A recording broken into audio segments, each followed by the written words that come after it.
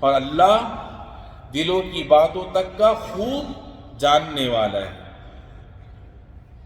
میرے بھائیوں، ذرا سوچیے تو صحیح، وہ باپ ہی ہوتا ہے جو زندگی کی کتنی ہی راتیں جاگ کر گزار دیتا ہے تاکہ اس کے بچے سکون کی میٹھی نیند سو سکیں۔ وہ ان کی خاطر سب کچھ برداشت کر لیتا ہے۔ وہ اپنے بچوں کی راحت کے لیے ایام کی تلخی کو بھی ہنس کر پی جاتا ہے، مگر اولاد کو اس کی خبر تک ہونے نہیں دیتا۔ میرے دوستو، اگر باپ کی قدر جاننی ہے تو کسی یتیم سے پوچھئے جس کے سر پر باپ کی محبت کا سایہ نہیں، جس کے کندھے پر شفقت کا ہاتھ رکھنے والا کوئی نہیں، جس کی دیکھ بھال کرنے والا کوئی نہیں، جس کا کوئی پاسبان نہیں، کوئی نگہبان نہیں۔ کسی یتیم سے پوچھئے کہ بھلا باپ کی جدائی کا خلا دنیا کی کوئی نعمت پورا کر سکتی ہے؟ نہیں، ہرگز نہیں۔ تو پھر تعجب ہے اس بیٹے پر جو باپ جیسی عظیم نعمت کی قدر نہیں کرتا، اس پر چیختا چلاتا ہے، اسے دیکھ کر ماتھے پر شکن ڈال لیتا ہے، اس کا سامنا کرنے سے کتراتا ہے، اس کی رائے کا مذاق اڑاتا ہے۔ کیا وہ جانتا نہیں کہ رب تعالیٰ نے والدین کے ساتھ حسن سلوک کو اپنی عبادت کے ساتھ جوڑا ہے اور دونوں امور کو ایک ساتھ بیان کیا ہے؟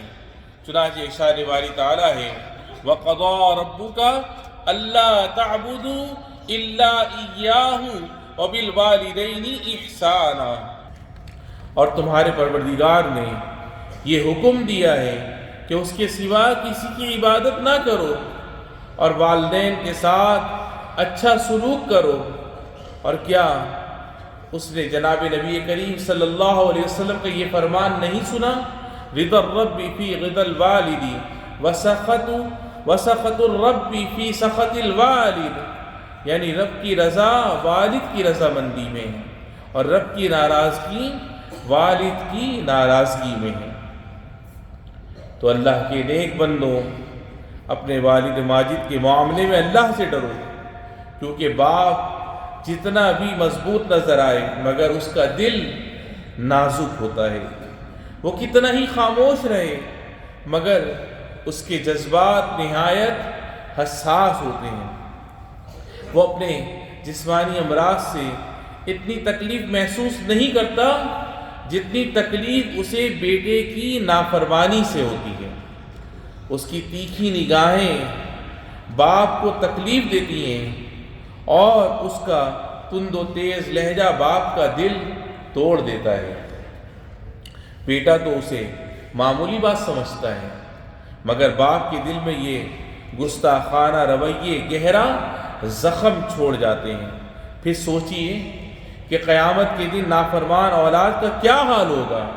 ارشاد رب قدیر ہے یوم تجد کل نفس ما عملت من خیر محضرا وما عملت من سوء تود لو ان بینها وبینه امدا بعیدا، یعنی وہ دن یاد رکھو جس دن کسی بھی شخص نے نیکی کا جو کام کیا ہوگا اسے اپنے سامنے موجود پائے گا اور برائی کا جو کام کیا ہوگا اس کو بھی اپنے سامنے دیکھ کر یہ تمنا کرے گا کہ کاش اس کے اور اس کی بری کے درمیان بہت دور کا فاصلہ ہوتا۔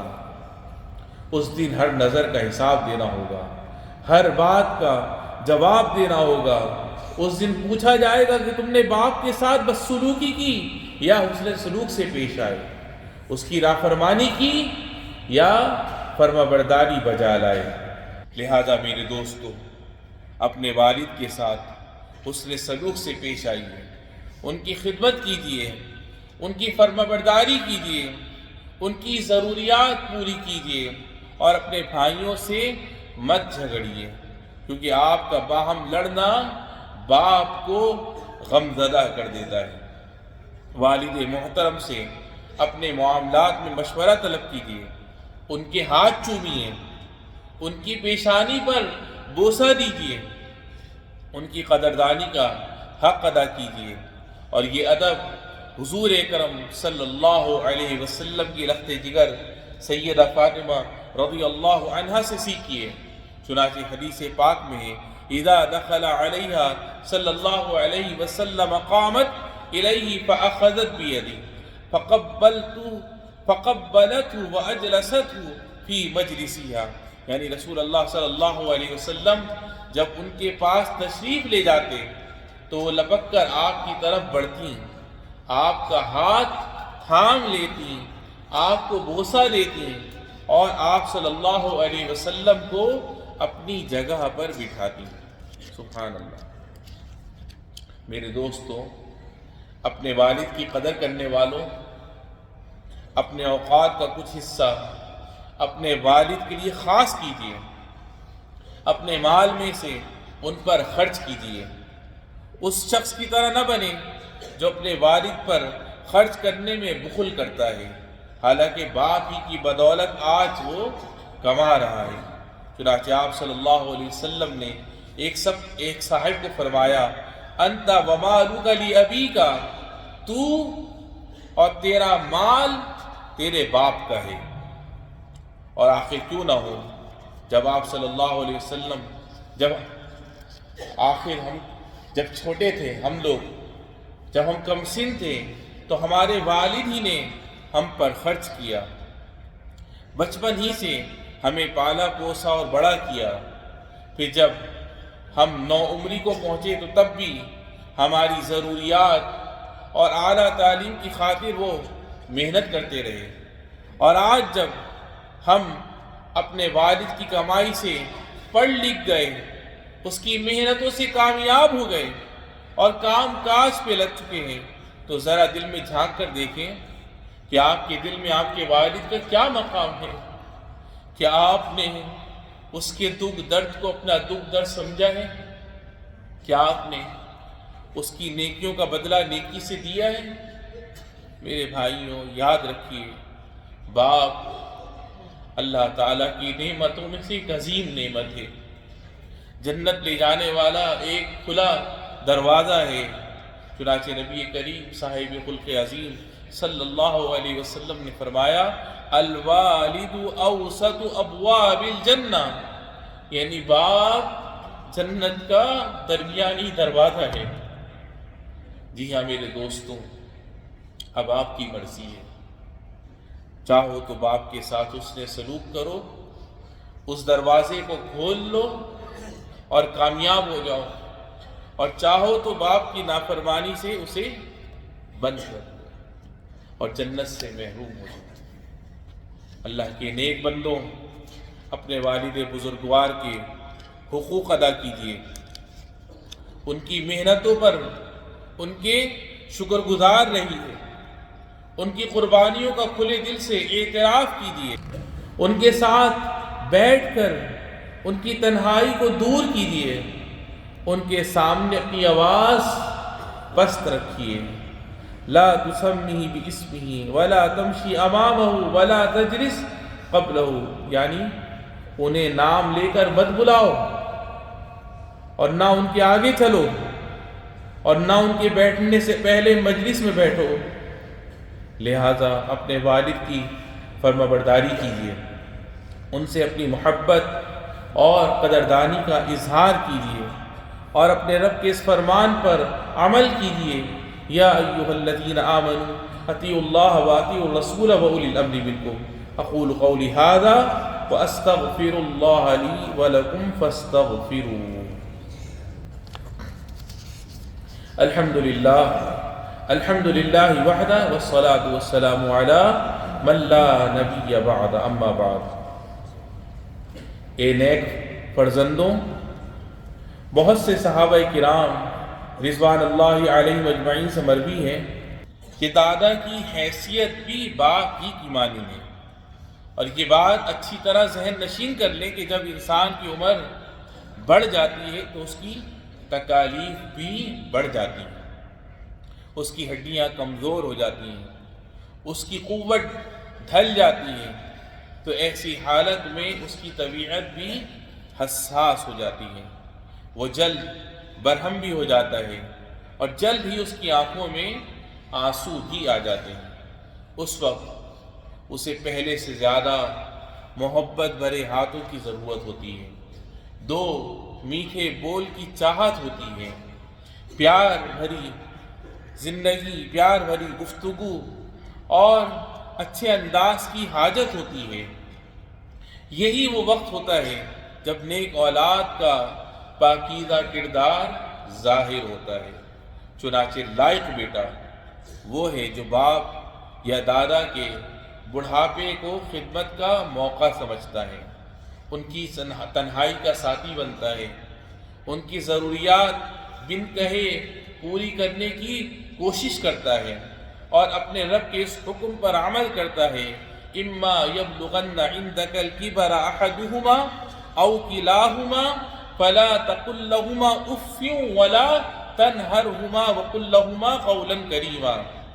یعنی اگر والدین میں سے کوئی ایک یا دونوں تمہارے پاس بڑھاپے کو پہنچ جائیں تو انہیں اف تک نہ کہو اور نہ انہیں جھڑکو، بلکہ ان سے عزت و احترام کے ساتھ بات کیا کرو۔ تو اے خوش قسمت انسان جسے اللہ تعالیٰ نے باپ یا دادا کی موجودگی کی نعمت عطا کی ہے، اس نعمت کی قدر کرو اس سے پہلے کہ وہ وفات پا جائیں اور سپرد خاک ہو جائیں، پھر آپ انہیں ڈھونڈو گے اور تلاش کرتے پھرو گے، مگر سوائے یادوں کے کچھ ہاتھ نہ آئے گا۔ لہذا ابھی سے ان کی دلجوئی کریں، ان کو راضی کریں، ان سے دعائیں لیتے رہیں، کیونکہ نبی مکرم رسول معظم صلی اللہ علیہ وسلم کا ارشاد ہے، ثلاث دعوات مستجابات لا شک فیہن ومنها دعوت الوالد، یعنی 3 دعائیں ایسی قبولیت والی ہیں کہ ان کی قبولیت میں کوئی شک نہیں، ان میں سے ایک والد کی دعا ہے۔ اور ہم میں سے جس نے بھی اپنے باپ یا دادا کی حق تلفی کی ہے، وہ آج ہی سے ان کی فرما برداری شروع کر دے، ان سے پیار بھرا بول کہے جو ان کے ٹوٹے دل کو جوڑ دے، ان کی ایسی خدمت کرے جو سابقہ کوتاہیوں کا ازالہ کر دے۔ یاد رکھیے نیکی کا بدلہ ضرور واپس ملتا ہے، اور حسن سلوک کا اثر نسلوں تک باقی رہتا ہے۔ کیا آپ نے نہیں دیکھا کہ حضرت ابراہیم علیہ السلام نے اپنے والد کو کن پاکیزہ الفاظ سے پکارا تھا؟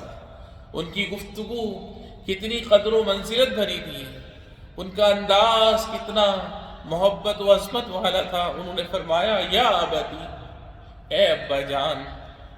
تو اس نیکی کے صلے میں اللہ رب العزت نے حضرت ابراہیم علیہ السلام کو بھی نیک و صالح بیٹا عطا کیا، جو اپنے والد سے یوں گویا ہوئے، یا ابت فعل ما تؤمر، ابا جان آپ وہی کیجیے جس کا آپ کو حکم دیا جا رہا ہے۔ میرے بھائی، اگر آپ کے باپ یا دادا وفات پا چکے ہیں اور آپ انہیں اللہ کی رحمت کے سپرد کر چکے ہیں، تو اللہ تعالیٰ آپ کے غم پر آپ کو اجر عظیم عطا فرمائے گا۔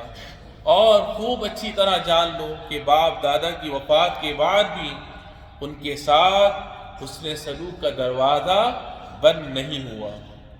لہذا آپ اور ہم یہ کر سکتے ہیں کہ ان کی قبر پر جائیں اور ان کے لیے دعائے خیر کریں، نمازوں میں ان کے لیے خصوصی دعا کا اہتمام کریں، تنہائیوں میں ان کے لیے استغفار کریں، ان کی طرف سے صدقہ کریں، ہر جگہ ان کی بھلائیوں کا تذکرہ کریں۔ اگر ان پر قرض ہو تو وہ اتار دیں، اگر وہ کوئی وصیت کر گئے تو ان کی وصیت پوری کر دیں، ان کے رشتہ داروں سے تعلق قائم رکھیں اور ان کے دوستوں کی عزت کریں۔ جناب رسول اللہ صلی اللہ علیہ وسلم کا ارشاد مبارک ہے، ان ابر البر ان یصل الرجل اہل ود ابی، یعنی انتہائی بڑی نیکی اور سب سے اچھی بھلائی یہ ہے کہ آدمی اپنے باپ کے دوستوں کے ساتھ حسن سلوک کرے۔ تو خوش نصیب ہے وہ بیٹا جو اپنے والدین کے حقوق ان کی زندگی میں بھی نبھاتا ہے اور ان کی وفات کے بعد بھی۔ خوش نصیب ہے وہ سپوت جو ماں باپ کے ساتھ ہمیشہ حسن سلوک سے پیش آتا ہے اور اپنے کردار سے یہی خوبی اپنی اولاد میں بھی پیدا کرتا ہے اور آنے والی نسلوں میں بھی منتقل کرتا ہے۔ اللہ تعالی ہمیں اپنے والدین کے ساتھ حسن سلوک کرنے والا بنائے اور ان کی قدردانی کی توفیق عطا فرمائے۔ اللہ رب العزت سے دعا ہے کہ رب العالمین ہمیں ہمارے والدین، بہن بھائی، بیوی بچوں کو صحت و سلامتی اور عافیت والی زندگی نصیب فرمائے، اور جن کے والدین اور بہن بھائیوں میں سے جو بھی تیری بارگاہ میں چلے گئے، میرے والدین سمیت اللہ سب کی بے حساب بخشش و مغفرت فرما۔ ھذا وصلی اللہم وسلم وبارک علی سیدنا و نبینا محمد خاتم المرسلین وعلی آلہ وزوجاتہ الطاہرات امہات المؤمنین وصحبہ الغر المیامین، وارض اللہم عن ابی بکر وعمر وعثمان وعلی وعن سائر الصحابة الأكرمين۔